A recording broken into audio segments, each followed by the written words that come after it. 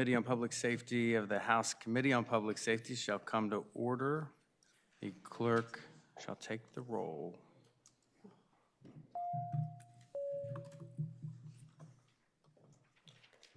Clerk shall close the roll. Quorum is present. Good morning, everyone. It is a pleasure to be with you this morning. We are pleased to be staffed by Sabrina Miller-Bryson, our senior attorney from the Division of Legislative Services. And then we have a legend from the clerk's office, Barbara Teague, who will be our clerk, who keeps us all organized. So thank you to our staff. We'll get right into it. I see on our sign-up list, Delegate Simons. Thank you, Mr. Not to be confused with Delegate Simon, Chair Simon. Already happened once today. Oh, man. Delegate Simons, you have House Bill 2033. Thank you, Mr. Chair. Human trafficking is a multi-billion-dollar criminal industry that denies freedom to millions of victims worldwide. With our major ports, bases, highways, and tourist areas, Virginia is a prime target for traffickers. So we must continue to make sure all citizens are aware of the problem and know how to respond. This bill directs the Virginia Alcoholic Beverage Control Authority to add a training course to their website to help bartenders and convenience store workers learn how to recognize and report instances of suspected human trafficking. This online course is already offered to hotel employees, casino workers, and private security guards in the Commonwealth through the Department of Criminal Justice Services website. This bill directs DCJS to develop another course for the ABC to offer on their website to retail ABC licensees and their employees. Human trafficking is a crime that happens in plain sight in almost every community in the Commonwealth, and we believe this bill empowers more people to say something if they see something. Thank you, Delegate Simons, for that. Questions from the committee. We will now go to in-person testimony. Those in favor of the bill, please come forward. Anyone opposed? Do we have anyone online for House Bill 2033? We do not. The bill is back before the committee. Are there questions from the committee? The committee operates by motion. The bill has, the motion is to report, and it's been properly seconded. To report House Bill 2033, clerk shall open the roll.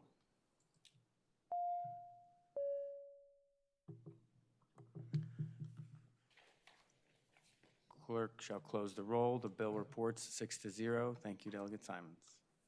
Thank you. Thank you. Next, we will go to Delegate Campbell.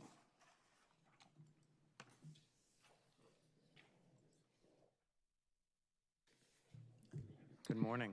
Good morning, Chairman. How are you? I'm well. Before you today is House Bill 1692, which will ensure that investigations for executive clemency include a review of all law enforcement and court records by ensuring access to the investigators.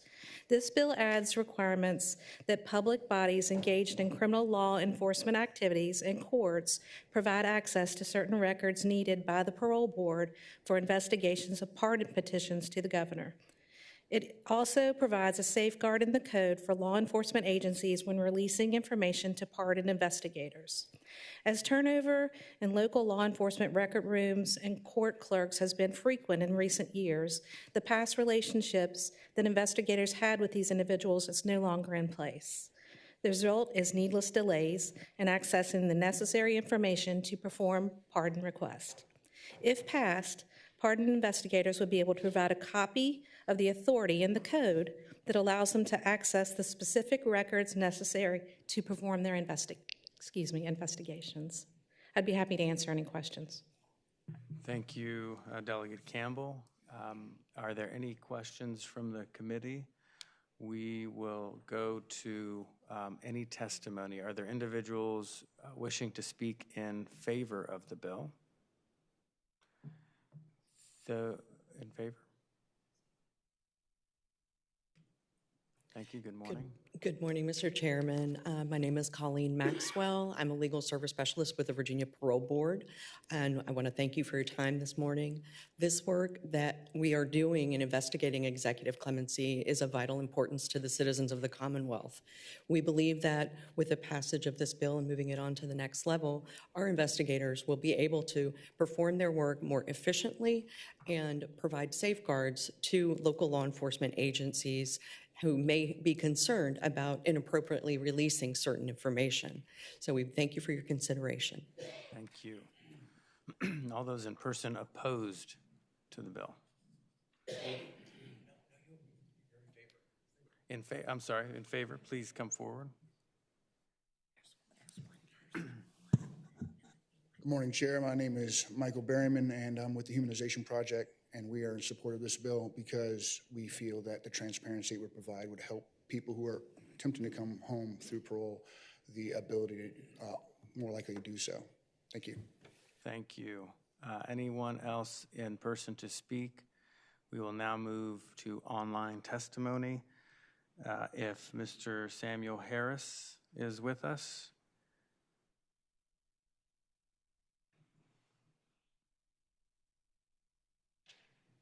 Mr.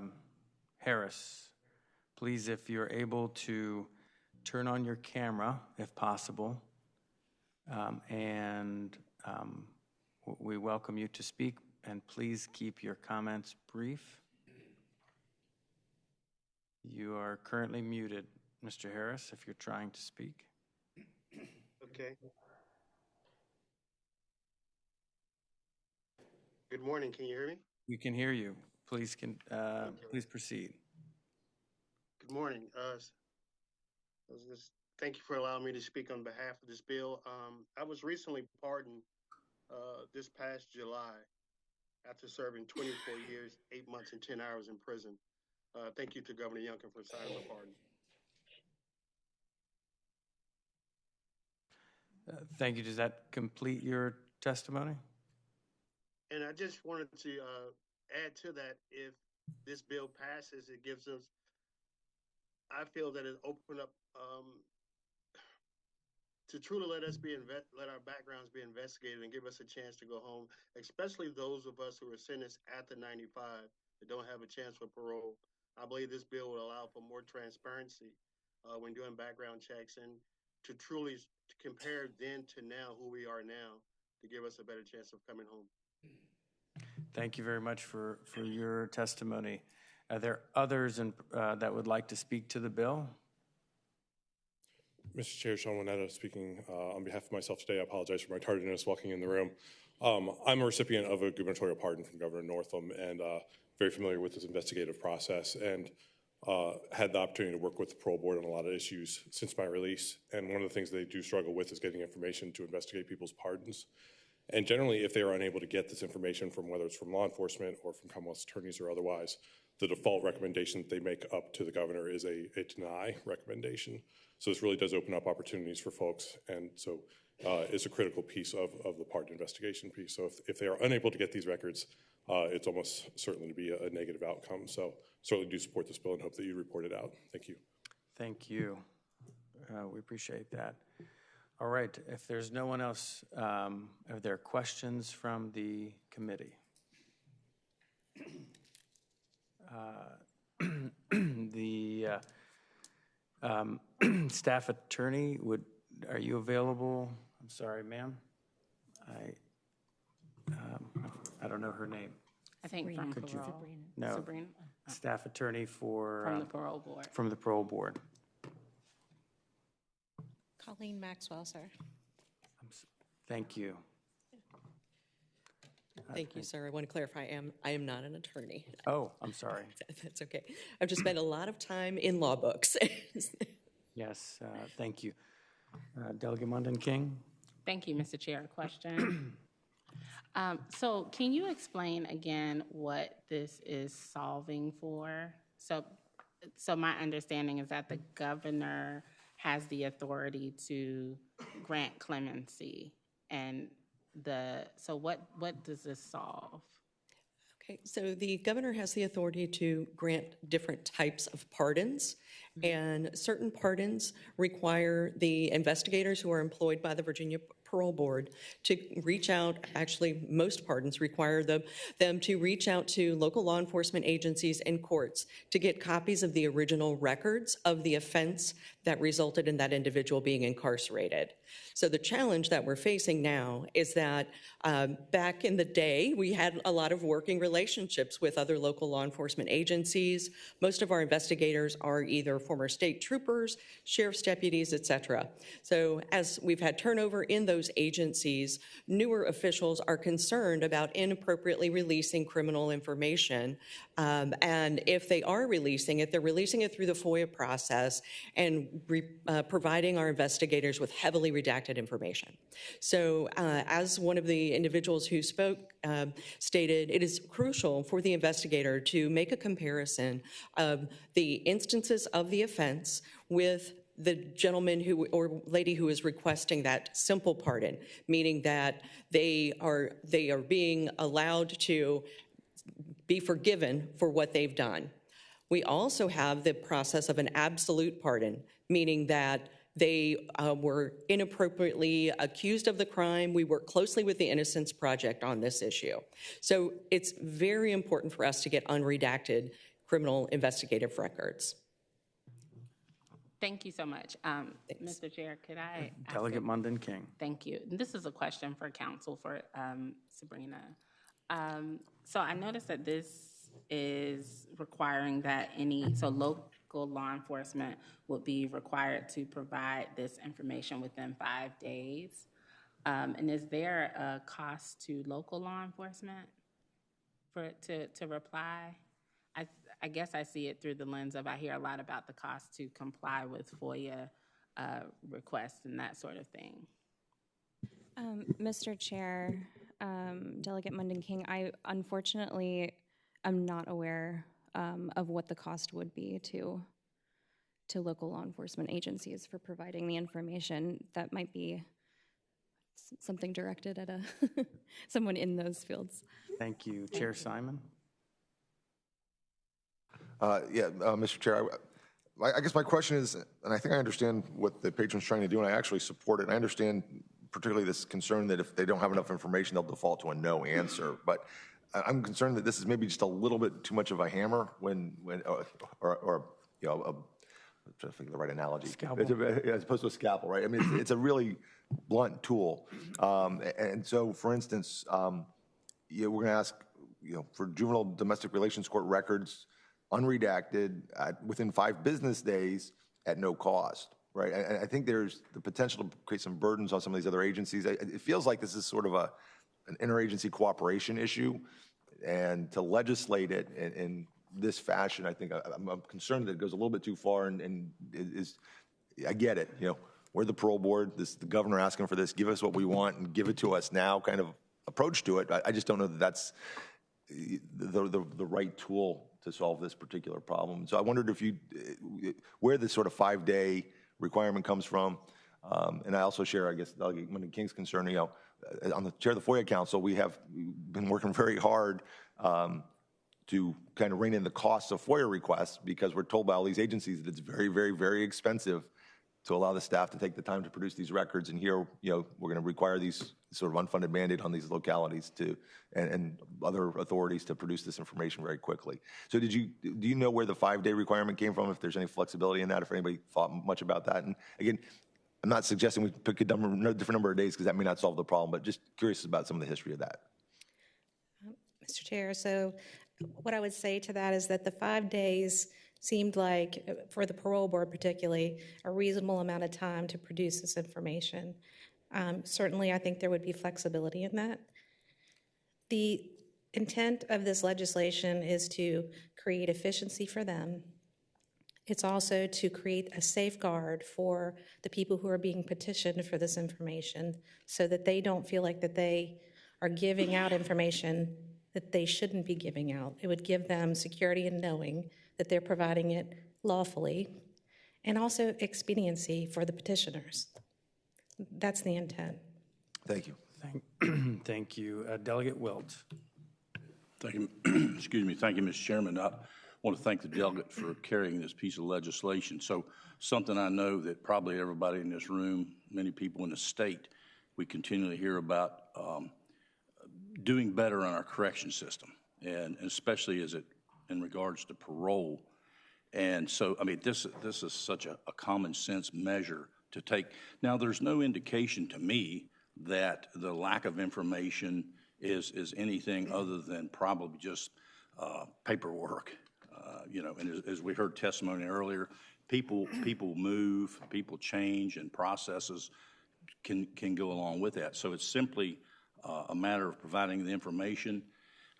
As far as redaction of information, I would guess that the information being asked for already exists unredacted, if that's the proper term. I mean, there's the report, and so and that's simply what it's asking. So I don't see any extra work other than you know, getting the information forward to the parole board to do what we all hear all the time is we need more people. There were people in my office yesterday wanting to see, they were complaining that not enough people were being addressed through the process. I think this is a great step to accomplish that.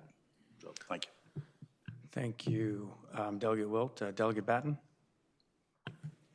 Thank you, Mr. Chairman. Question for not the patron, I suppose, but I've heard some of the comments that are related to perhaps the cost of the measure and if there's a fiscal impact to local law enforcement and the challenges there. Is there anyone here in the room, or does the delegate know if local law enforcement has a position on this, or can anyone speak to that? Delegate Batten and Delegate Campbell, might I make a suggestion, because I think you're trying to make positive strides here, but there's a wanting to make sure we get the language right. Might you be open to us passing it by for the day? We have a meeting next week, and just see if we can get your questions answered, and then potentially work on the language and see if there's a place where everybody feels good. Thank you. So if that's okay, then if we could have a motion. Pass by for the day? Second. The motion's been made and properly seconded to pass by for the day, 1692, which means we'll see it next week. All those in favor signify by saying aye. Aye. All those opposed, the bill is passed by for the day. Thank you. Thank you. We will have House Bill 1746.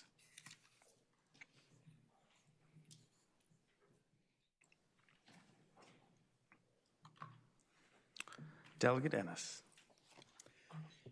Chairman Rizzola, members of the committee, good morning. Good morning. House Bill 1746 would add police dispatchers and animal control officers to the definition of public safety officers. The scope of work that was originally envisioned for dispatchers, which is currently classified as clerical, is no longer really the reality of the classification. Dispatchers no longer just answer emergency calls and dispatch public safety responders. They also coordinate responders. They respond to a scene if assigned to a tactical dispatch team. They provide life-saving first aid instructions like CPR and bleed control, first point of contact for crisis intervention team, and mental health crisis-related calls. They advocate for victims. They manage and maintain cutting-edge technology and provide situation assessments. 17 states have already reclassified dispatchers to fall in line with the rest of public safety by definition, recognizing the critical role they play in the public safety chain. Due to the work of PSTs, there are countless lives saved before the first public safety responder arrives. This alone should place them in the same category as their colleagues. Animal control officers in many locations wear badges of authority and are equipped with firearms and ballistic vests to aid them in the performance of their duties, enforcing the applicable provisions of the Code of Virginia and local ordinances regarding animal welfare. Many also have law enforcement authority to enforce the provisions of Chapter 65 and Title 3.2 of the Code of Virginia Comprehensive Animal Care. to include issuing Virginia uniform summonses and securing felony warrants to hazardous conditions when dealing with vicious domestic animals, unpredictable livestock, dangerous wildlife, and irate citizens. Both professions have responsibilities that have outgrown their previous code definitions and deserve to be recognized as public safety officers. I hope it is the will of the committee to report this bill. Thank you. Thank you, Delegate Ennis. The bill is before the committee. Are there questions from the committee? If there are not, at this point, we will go to in-person testimony. If there are individuals in favor of the bill, please come forward.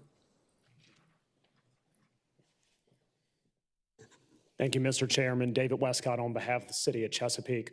We support the bill. We appreciate Delegate Ennis carrying this this year. It's in our legislative package last year and in this year. And also online, we have our police chief, Mark SLIQ, is online if you'll have any questions.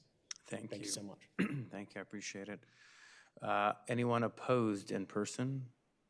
We'll now move online. We have someone. Chief SLIQ. Good morning. Can you hear me? Good morning. We can. Welcome. Yeah, thank you, sir. I appreciate the opportunity to address the board this morning. We are in favor of this bill with regard to classifying dispatchers and animal control officers as public safety officers. The dispatchers, I'll start with those, they truly are the first responders of first responders. They're on the phone saving lives before any police officer or firefighter arrives on scene, often giving life-saving instructions for a family member experiencing cardiac arrest, a child not breathing, and so on. I've been with the police department 38 years, and our dispatch complement is 68 dispatchers. We couldn't count more than 7 that ever made it to retirement. It's such a stressful career. So by changing the definition to public safety officer, it would lower the age for them to retire. Right now, they have to have 30 years of service and be age 55. That's a long time to be on the other end of that phone for 30 years, considering we haven't had more than 7 that I can think of in 38 years that ever made it that far. And with respect to the animal control officers, like Delegate Ennis said, here in Chesapeake, our animal control officers wear uniforms, wear badges, wear body armor, carry guns, issue summonses, swear out search warrants. So they clearly, in our opinion, should fall within the definition of public safety officer as they're out there in the community doing the work, protecting animals that can't protect themselves. But thank you for the opportunity to speak. And if any of you all have any questions, I'd be happy to answer them. Thank you. Are there further individuals wishing to be heard on the bill? The bill is back before the committee. Are there further questions? Any questions from the committee? Delegate Siebold. Thank you, Mr. Chair. I just have a question for the patron. Delegate Siebold, patron. Yes, sir. It looks like in 2024, Senate Bill 630, legislation was passed and enacted in a dispatcher was added to the list. So I'm just confused a bit about why we need this bill if it's already law. I just know that it's been asked for, and I think that we need to support our law enforcement. And for that reason, I'm in favor of adding this bill. Thank you. Delegate Munden King. Thank you, Mr. Chair. A question for the patron? Delegate Munden King. So just and looking at this quickly, it seems like dispatchers are included, but your bill strikes them out in one section and puts them in another. Is that correct? That's probably correct. So when it comes to dispatchers, I'm sorry, follow up. Delegate Munden King. So when it comes to dispatchers, Mr. Chair, it seems like dispatchers are already covered in the legislation that we pass next year. So this, when it comes to dispatchers, doesn't really seem necessary. That's not really a question, but. Thank you. Delegate Munden King. Are there further questions from the committee? If not, the committee operates by motion. Move to report. Second. Motion's been made and properly seconded to report House Bill 1746. Can I speak to that motion? The Delegate Munden King speaking to the motion. Thank you. Speaking to the motion. So I just want to say for those who are watching, as someone who supports public safety officers and all of that, I'm going to vote against reporting this because it's really not doing anything. And I think with a very short window of time, striking from one section of the code to another section of the code is really not the best way to move forward with this issue. But I hope that we can work with the patron to come up with another solution to include those animal control officers. Thank you. Thank you. Clerk shall open the roll.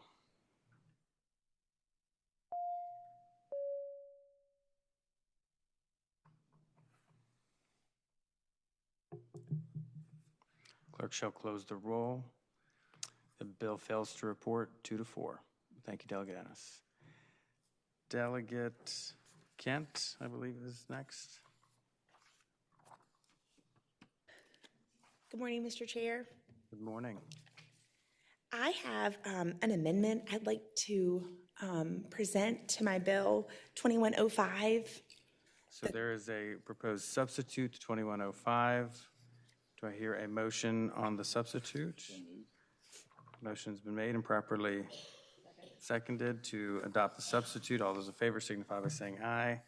All those opposed, the substitute is before us. Thank you. So 2105 seeks to really do two things. One is just to streamline the efficiency in the process between our regional jails and law enforcement agencies. The other intent is just to create a safer environment and a safer environment in our regional jails.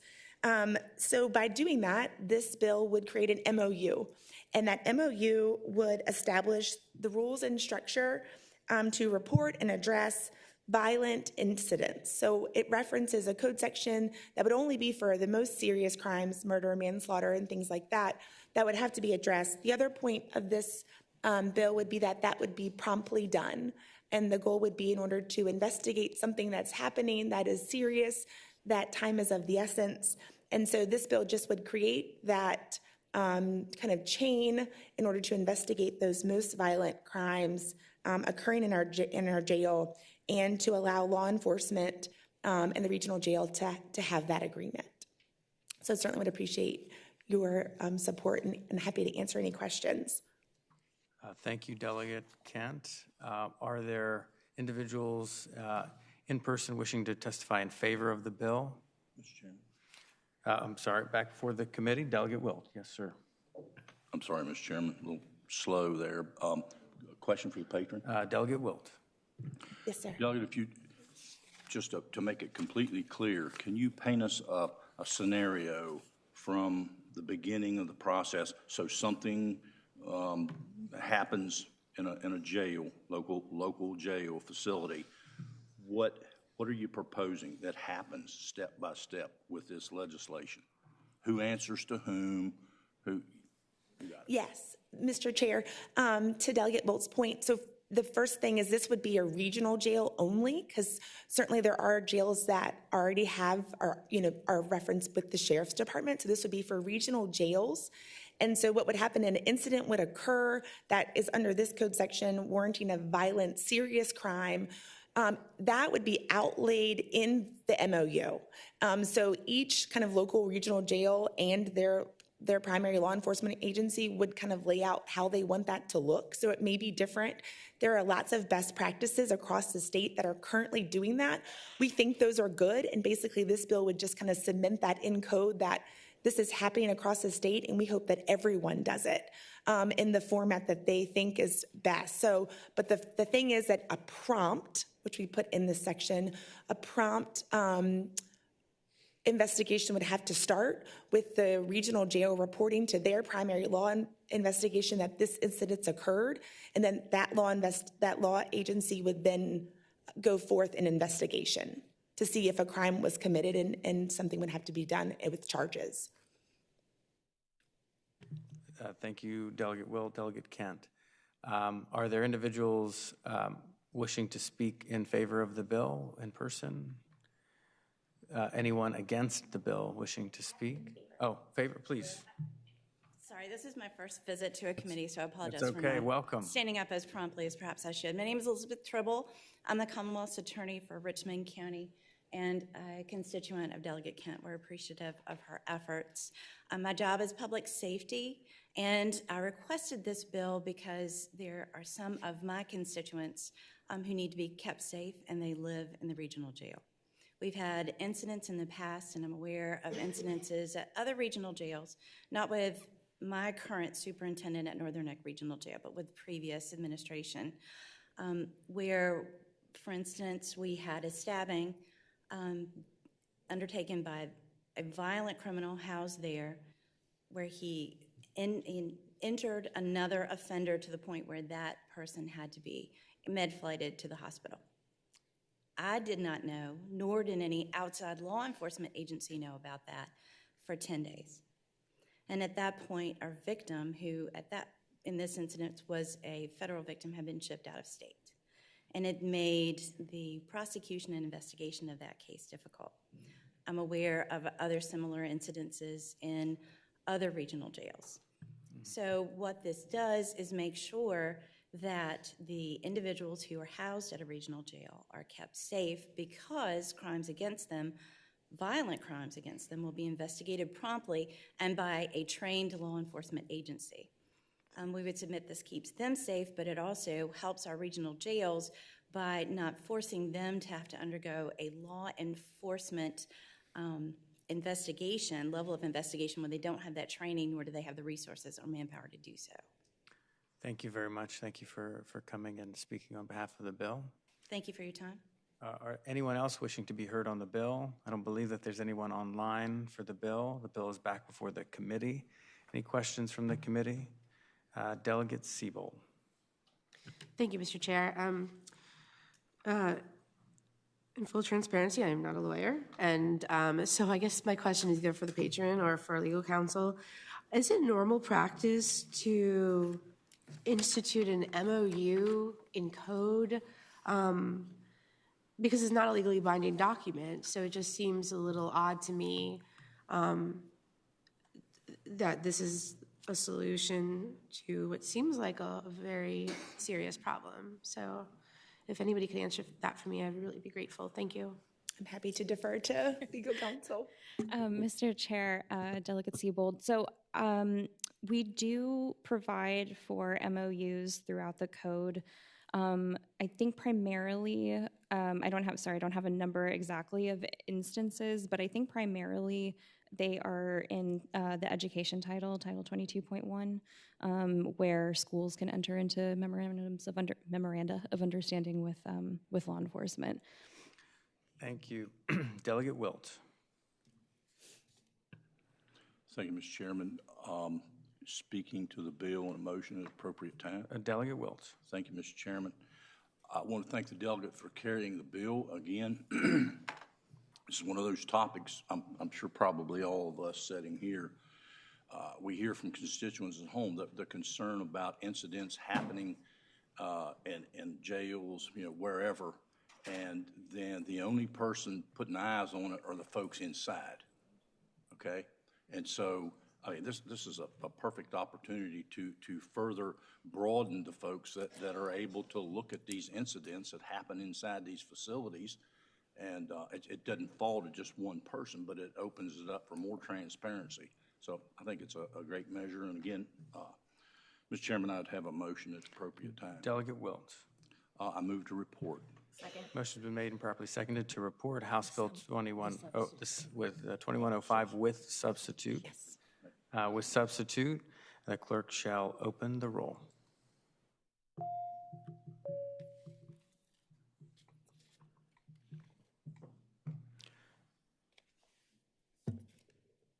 Clerk shall close the roll. The bill reports 4-2. Thank you, Mr. Chair. Thank you, committee. Thank you. Okay, I believe before the committee now are bills that are by committee members. And we will begin with Delegate Siebold. You're more than welcome, Delegate Siebold, to present from here if you'd like, or you can go up there. Thank you, Mr. Chair. Yes. So before we begin, Mr. Chair, I have a substitute that I'd like to present. There's a substitute. Do I hear a motion on the substitute? Move the substitute. Been moved, properly seconded. Properly seconded? Second. You can second, too. Okay. Properly second. All those in favor signify by saying aye. All those opposed, substitute is before us. Delegate Siebold. Great. Thank you, Mr. Chair. All right. So in this committee, Mr. Chair, we've heard tons of testimony over the last few years about the inhumane condition in our prisons. I also, as a member of this committee, like many of you, have received many letters and emails from families, and I've also toured many of the correctional facilities in Virginia over the last year.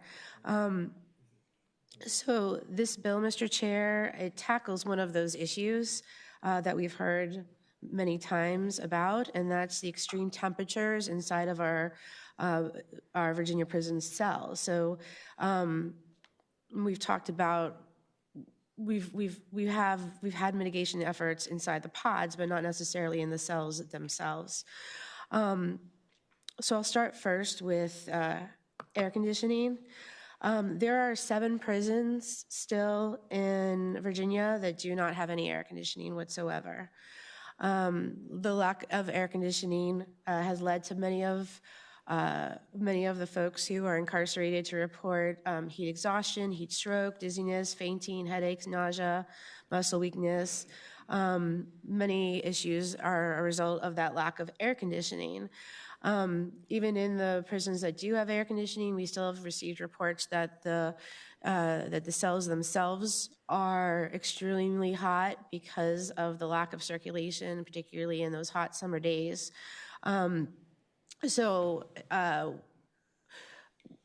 I'd like to offer, this bill would like to offer solutions to the heat that those who are incarcerated are experiencing. So this bill first provides, sorry, let me pull up the substitute. This bill first will provide cooling measures such as fans if the heat goes above 80 degrees. We did spend some time speaking with DOC in good faith effort to try to, mitigate these temperature complaints. And so they do provide fans already, so it is not a safety issue. They currently sell them. I believe it's $25 in the commissary, which is which is unaffordable for many folks.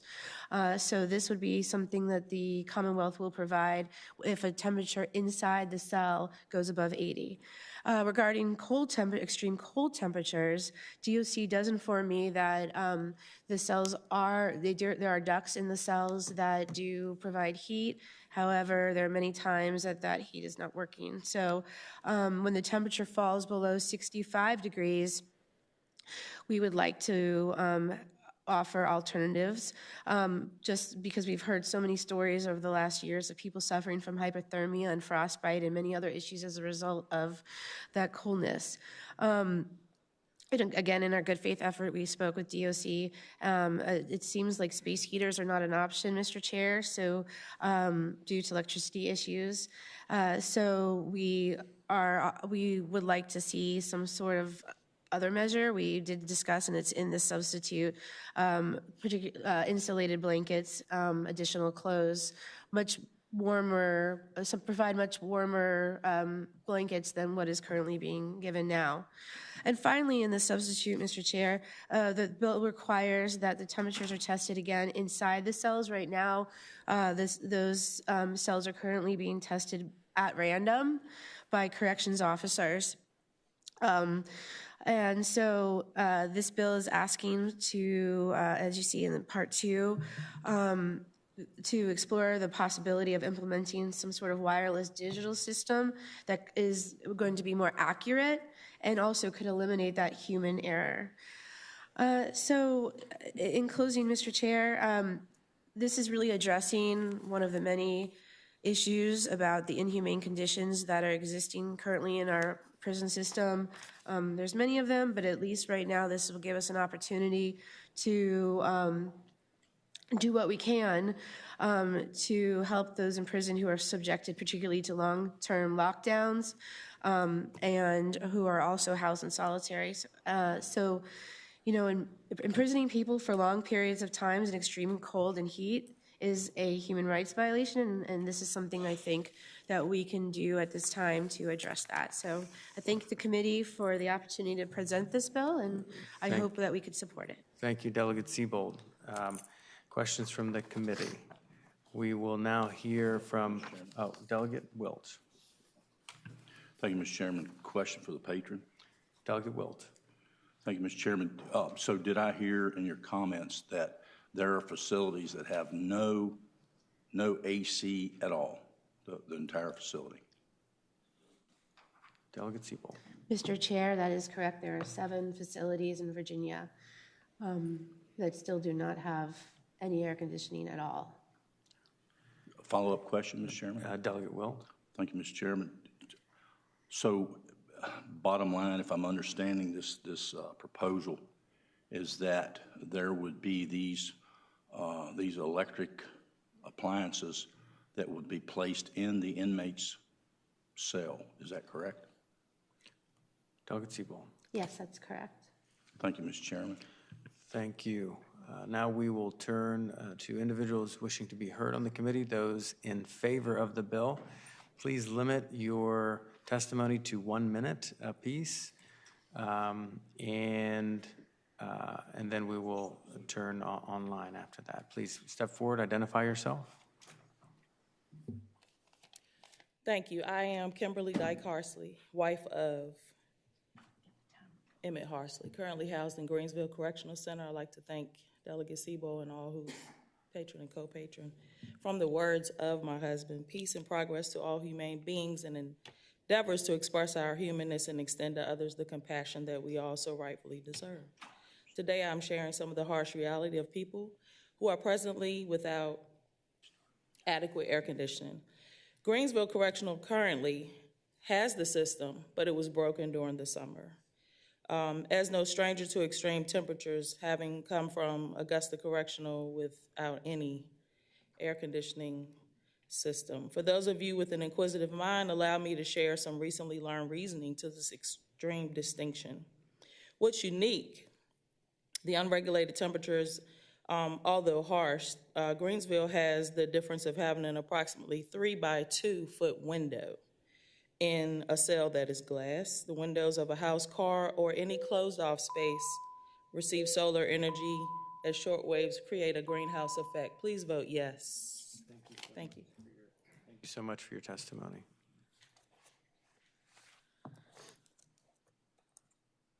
Morning, Chair. Morning, everyone. My name is Mike Berryman. I'm with the Humanization Project, and I'd like to thank Delegate Siebold for bringing this up and the DOC for working with y'all.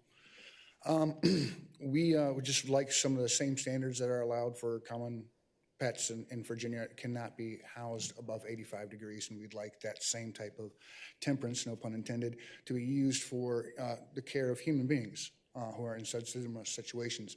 I myself was in the mountains doing time at one point, and the condensation from our breath would freeze on the walls, creating sheets of ice that would sometimes fall and soak the bed. And that's more than demoralizing. That's just unsafe, and we would like better care and consideration for those people in the unfortunate situation of redemption to have the ability to be warm, be humane, and just do their time the best way possible. Thank you. Thank you so much for your testimony. Good morning, Chair, members of the committee. Delegate Sewell, thank you for bringing this bill. My name is David Smith. I am the Director of SALT, Social Action Linking Together. I am also an incarceration survivor, having spent about 3 years in Virginia facilities. At SALT, we are very concerned about conditions of confinement, especially ones that will affect people's ability to be rehabilitated. As a formerly incarcerated person myself, while I was incarcerated in this state, I at one time was in a cell that would get so hot while the hallway outside would stay at a normal temperature, that the only way we could cool off our cells was by pouring water onto the floor, the cement floor, concrete floor, that would then almost immediately evaporate. That is why this is so important. We need to make sure we are measuring those temperatures inside the cells, and we need to make sure that we are providing some sort of relief when the temperatures get to be this inhumane level. Thank you so much for your consideration for this bill, and I encourage you to vote yes. Thank you for your testimony. Good morning. First, I would like to thank Delegate Siebold for introducing this. My name is Kelly Dara. I was released from Fluvanna in February of last year. I did 30 years there. And it is a facility that does have air conditioning, but it doesn't always work. It's very outdated. There were times in the summer where it would get so hot in the cells that the walls would sweat, and we would take our sheets and soak them in water and then lay under them to try and find some kind of relief from the heat. They would bring in big industrial fans that would make it impossible to either hear yourself or the person that you were trying to have a conversation with. So I just encourage you guys to please vote yes for this. Thank you, Siebold, for introducing this, and thank you for your time. Have a good day. Thank you.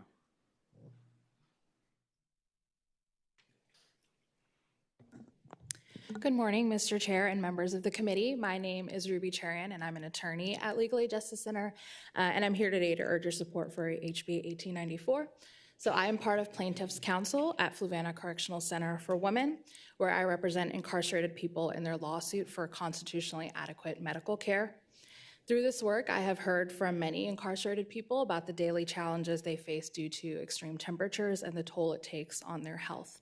Elevated temperatures exacerbate medical conditions, triggering seizures in clients with epilepsy and worsening asthma symptoms. Higher temperatures also put extra strain on the cardiovascular system, which is dangerous for people with heart conditions. During colder months, I talk to people who have resorted to plugging in their hair dryer just to raise the temperature in their cells. HB 1894 ensures that people in state correctional facilities are not subjected to extreme temperatures. To safeguard the health and dignity of incarcerated people, I ask that you vote to support HB 1894. Thank you. Thank you.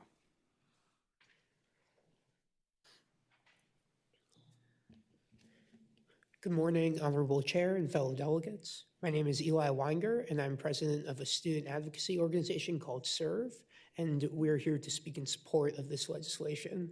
There are long-standing and well-documented issues whereby folks incarcerated in Virginia prisons have been subject to inhumane and often dangerous temperatures.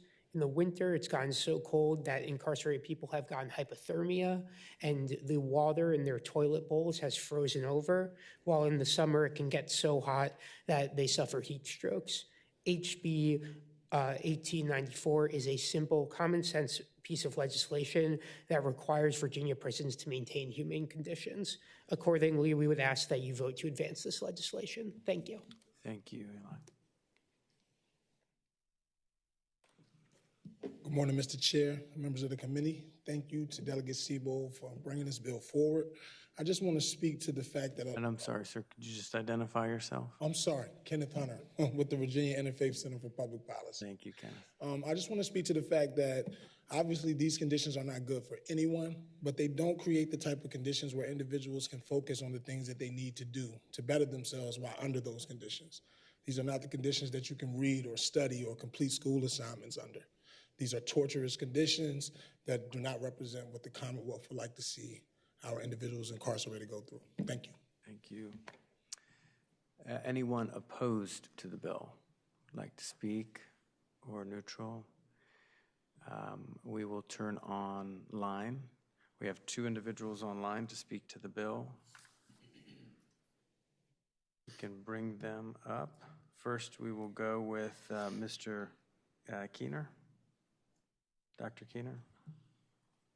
Good morning, committee members. My name is Stephen Keener. I'm a professor of criminology at Christopher Newport University, and I'm also the director of the Center for Crime, Equity, and Justice at CNU. I strongly support this bill because it can save lives. I'm part of a research team that is currently studying the harmful impacts of extreme temperature on individuals in Virginia prisons, and we've learned quite a bit already. For example, from research, we know that over 5,000 individuals in Virginia facilities are without air conditioning. We also know that days of extreme heat, what our climate researchers call as the danger season, are increasing.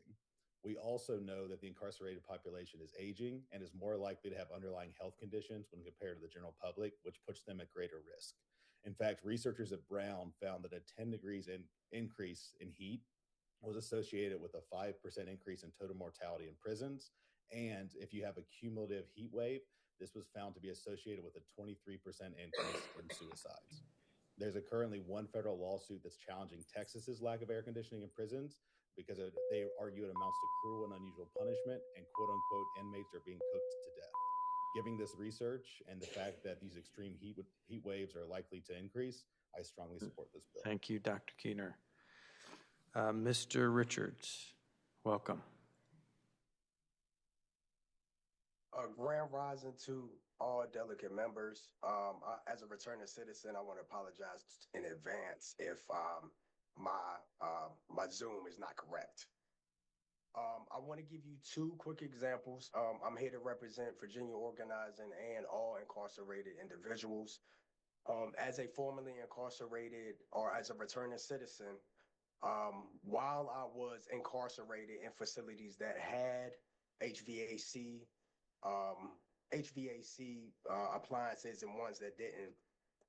The ones that did, at times, they would use the heating in the air as a form of torture to get us to comply in ways that was conducive to whatever they wanted to push. So I would definitely ask for a regulation. For the ones that were not equipped, a walk-in freezer is between 0 and -18. And our cells would be colder than that. And for the ones that were warm at times, when you heat up your clothes in the laundry, it took between 0 and 90 minutes. It would take about 30 minutes for all of our clothes to dry. So that would just kind of, put things in perspective. Thank you for allowing me to speak. Thank you, Mr. Richards. I'm wondering if there's anyone from DOC who could answer a question.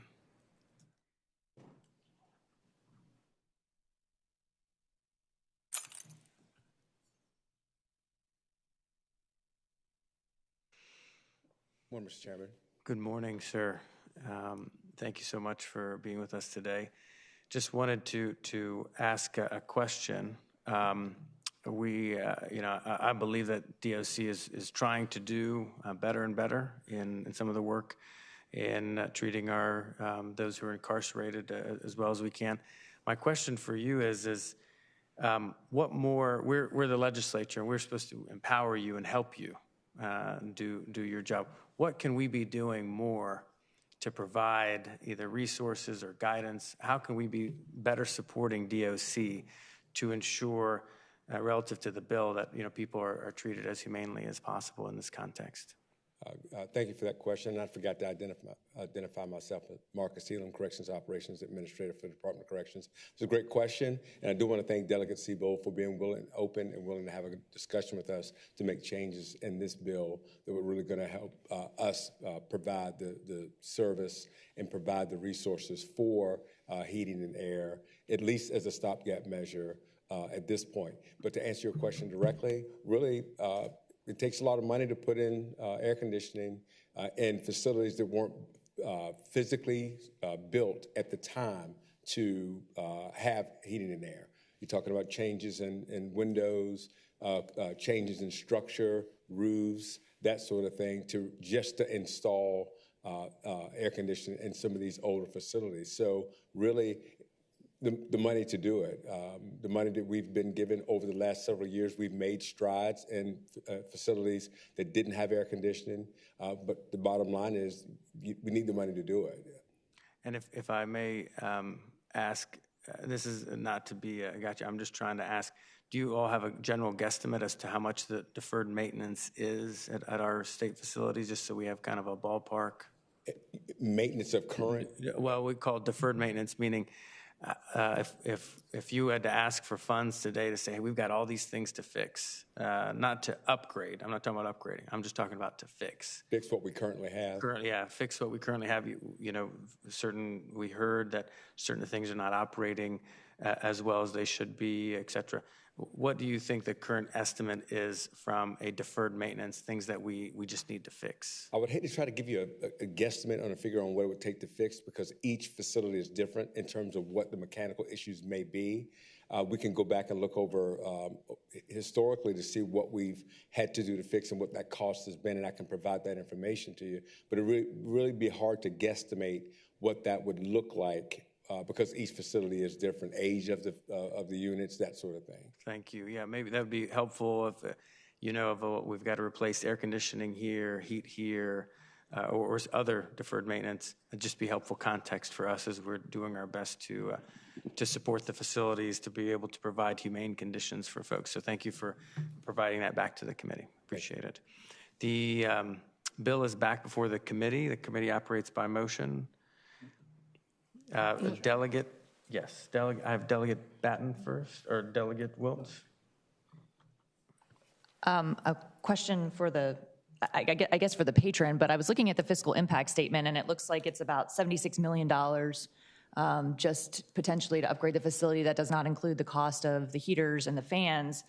And setting that price tag aside, I'm concerned by the fire risk. There's some very alarming language, frankly, in the fiscal impact statement. It talks about considerable safety and security risks to both staff and inmates. The items could be misused, modified, or weaponized and pose a potential fire risk. Can anyone speak to how that would be mitigated? Thank you, Delegate Siebel. Thank you, Mr. Chair. To answer the delegate's question, that fiscal impact was a report based on the original bill, not the substitute. So the 75 million, sorry, so I think they had a total of 75 million. 74 of that million was to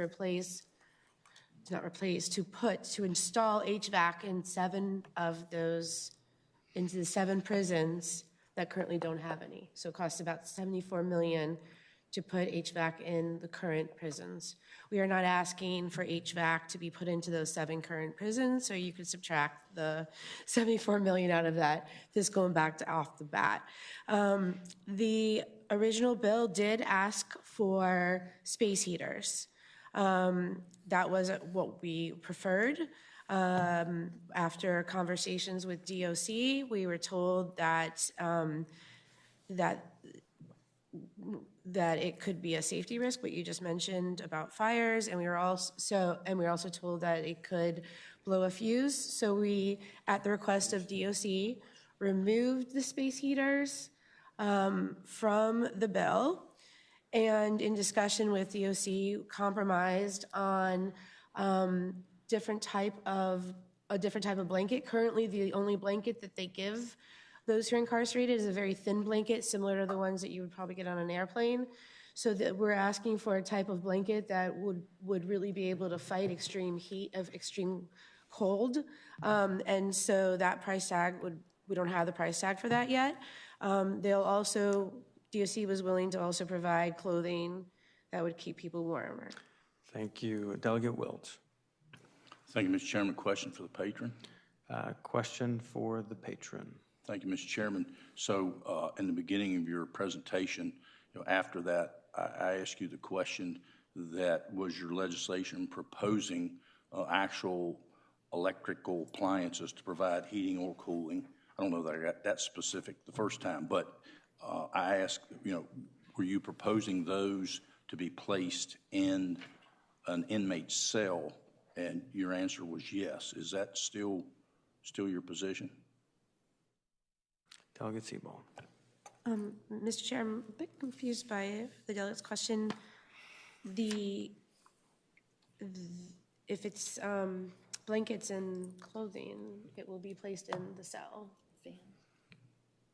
Does that answer the question of the delegates? I believe that, yes, that the electric fans, the blankets, the clothing, all that would be placed in the cell, I believe is what was trying to be communicated. But you can further ask if you Just speaking of the bill at the appropriate time, Mr. Chairman. Delegate Wilt. Thank you, Mr. Chairman. So I guess the most glaring thing for me that I'm sure we're all aware of is red onion. We saw what happened there with inmates.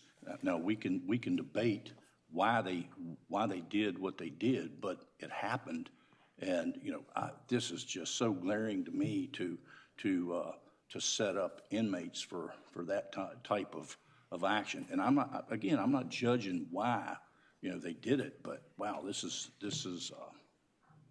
it's glaring to me actually. Now the problem that the delegates trying to address, I mean, I agree. That's we want to see those conditions improve, but I've got serious concerns about approaching it that way. Thank you, Mr. Chairman. Thank you. Mr. Chair, can I respond? Delegate Siebel. Thank you, Mr. Chair, for the opportunity to respond to that. I guess I should clarify, electric fans are currently allowed in cells. We could verify with DOC, but the fans that were provided are the fans that we're offering. If you want to come, do we want to do that? No, are already, it's okay. already. They nodded. Okay, Yeah. thank you. I just want to Confirm like that with DOC, that they are already provided. The difference is that they have to purchase them at around $25. And for those who are making pennies. Those incarcerated have to purchase them. Yes, those incarcerated have to purchase them. So DOC has already given us their blessing and have said that they're safe. Thank you, Delegate Siebel. The committee operates by motion. Move to report. Motion's been made and properly seconded to report the substitute for 1894. The clerk shall open. Mr. Chair. Would it have to be reported and referred? I currently do not have that here for the substitute. However, between now and full, if the Uber chairman sees that fit, then we can modify that in full. Okay. Thank you, Mr. Chairman. Thank you. The clerk shall open the roll.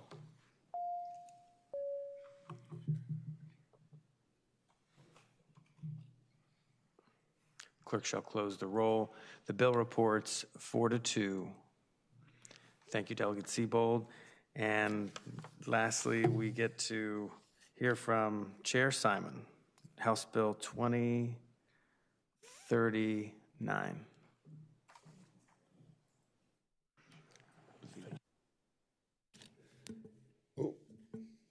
Thank you, Mr. Chair. Is this thing's on? It's on. All right, very good. Mr. Chairman, members of the committee, this bill aims to solve I think, trying to be consistent with what I was saying earlier, trying to take a fairly light touch to solving a problem that we're having in Northern Virginia.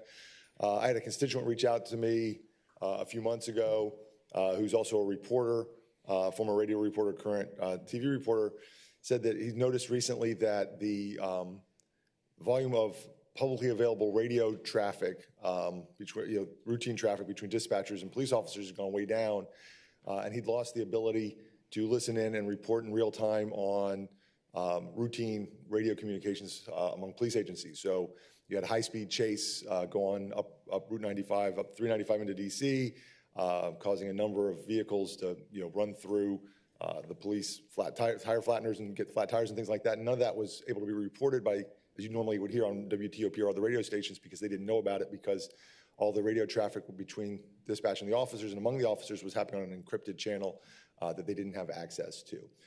Which got to the question of how do we decide when to encrypt these sort of routine radio communications, what gets encrypted, what doesn't. And rather than try and legislate the answers to those questions, I didn't think that was wise. What this bill would do is ask that will direct that DCJS develop a model policy for the encryption of public safety communications so that police agencies would have some guidance. And again, it would be a model policy, it wouldn't be a mandatory policy or anything like that. It would simply say, hey, how do we decide what to encrypt and what are the best practices for doing that, and give these local police agencies some guidance on how best to do that. I would actually, if it's indulged the chair, if he's okay with the chairman, I might have a line amendment that I'd like to throw in here real quickly, Mr. Chair. which would be at the end of, I think I left the note up there at the dais. But so at the end of the sentence, which is I think on line 395. I know it sounds like a lot of lines, but all the substance is starts on line 338. Sorry, on line of, the end of line 339 after the word agencies, insert with the goal of maximizing transparency and public access. Thank you. I think that was pretty straightforward, but we'll have Sabrina just read it one more time. Absolutely, Mr. Chair. If I could just have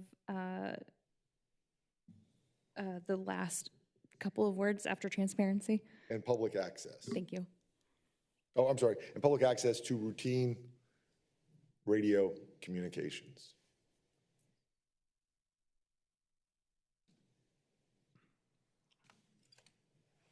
And then I think he said, and add $75 million for AC for DOD. Just giving you your money. Just giving you your money.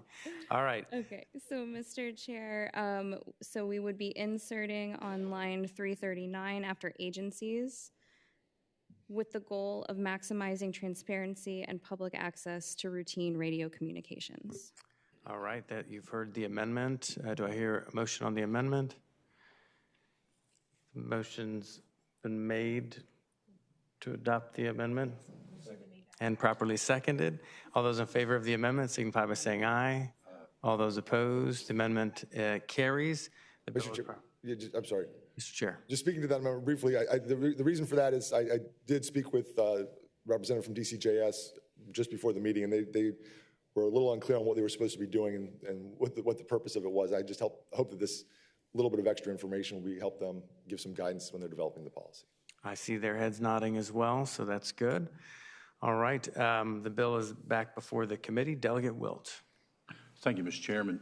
Question for the patron. Delegate Wilt. Thank you, Mr. Chairman. So you mentioned the department. Have you talked to them? Have they offered up a reason why folks have gone to this encrypted communication?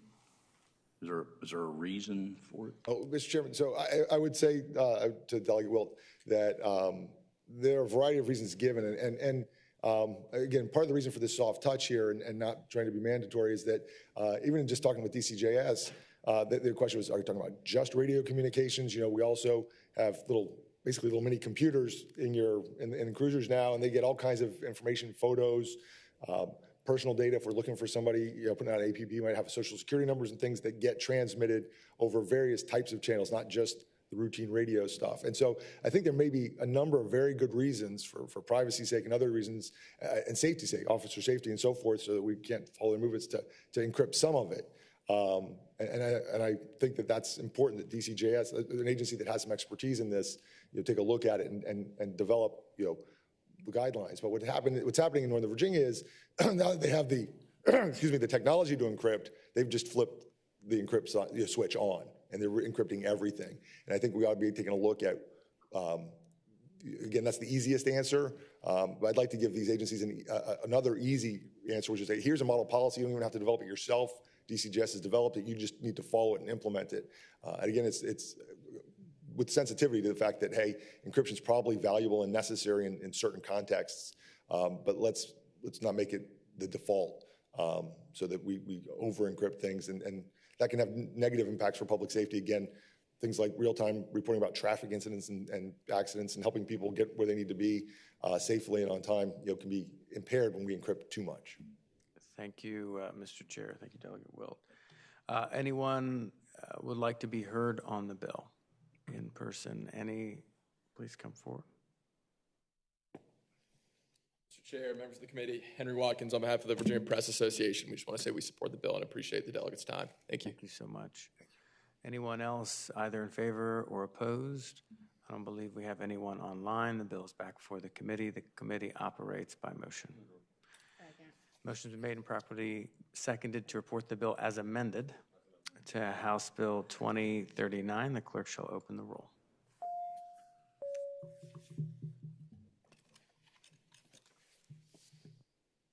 Clerk shall close the roll. The bill reports with amendment 4-2.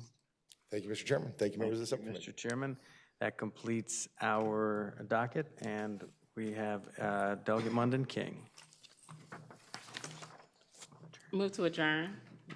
Motion's been made, properly seconded to adjourn. All those in favor signify by saying aye. All those opposed, we are adjourned.